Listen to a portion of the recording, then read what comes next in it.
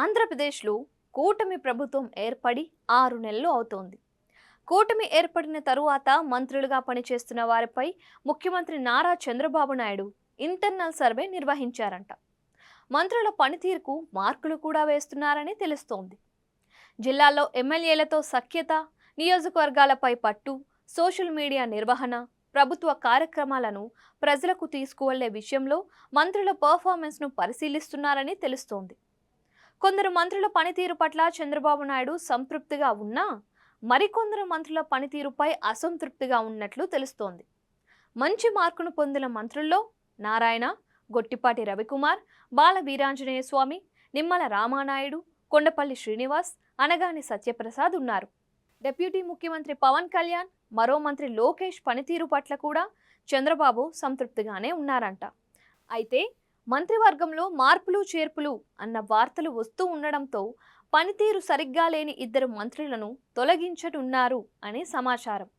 ప్రస్తుతం చంద్రబాబు మంత్రివర్గంలో మొత్తం 24 మంది మంత్రులు ఉన్నారు.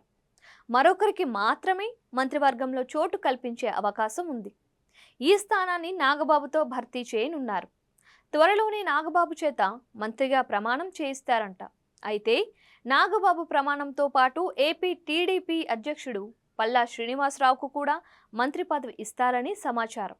ఇప్పటికే ఒకరిద్దరు మంత్రులను సీఎం చంద్రబాబు హెచ్చరించినా ప్రయోజనం లేకపోవడంతో వేటు తప్పకపోవచ్చు అని టాక్ వినిపిస్తోంది.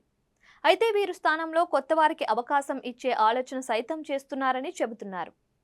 సోషల్ మీడియాను సరిగ్గా వినియోగించుకోకపోవటం, నియోజకవర్గాల్లో అతి జోక్యం, ఎమ్మెల్యేలతో సఖ్యత లేకపోవడంతో 2 లేదా 3 మంత్రులను తొలగించనున్నట్లు తెలుస్తోంది. ప్రస్తుతం చంద్రబాబు మంత్రివర్గంలో ఉన్న ఉమ్మడి తూర్పుగోదావరి జిల్లాకు చెందిన రామచంద్రాపురం ఎమ్మెల్యే వాసంశెట్టి సుభాష్ పై వేటు పడే అవకాశం ఉందని తెలుస్తోంది. పట్టుబట్టి మంత్రివర్గంలో చేర్చుకున్న అతని పనితీరుపై సీఎం చంద్రబాబు సంతృప్తిగా లేరని తెలుస్తోంది. పార్టీ సభ్యత్వ నమోదు విషయంలో ఆశించిన స్థాయిలో పనిచేయలేదని ఆయనపై సీఎం చంద్రబాబు నాయుడు గుర్రుగా ఉన్నట్లు తెలుస్తోంది. ఇక ఉత్తరాంధ్ర జిల్లా విజయనగరానికి చెందిన మరో మంత్రి కొండపల్లి శ్రీనివాస్పై కూడా చంద్రబాబుకు ఇదే ఉద్దేశం ఉందని సమాచారం.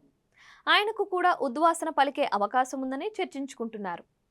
రాయలసీమ కడప జిల్లాకు చెందిన రామ్ ప్రసాద్ రెడ్డిని కూడా తొలగించే అవకాశం ఉందని తెలుస్తోంది.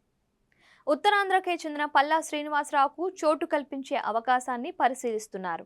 అయితే కూటమి ప్రభుత్వం ఏర్పడి కేవలం 6 నెలలే అవుతుంది కాబట్టి మరికొంత సమయం ఇచ్చి చూద్దామని కూడా ఆలోచన చేస్తున్నారంట. ఇలాగే మంత్రుల పనితీరు కొనసాగితే మాత్రం ఉద్వాసన తప్పదని హెచ్చరించినట్లు సమాచారం.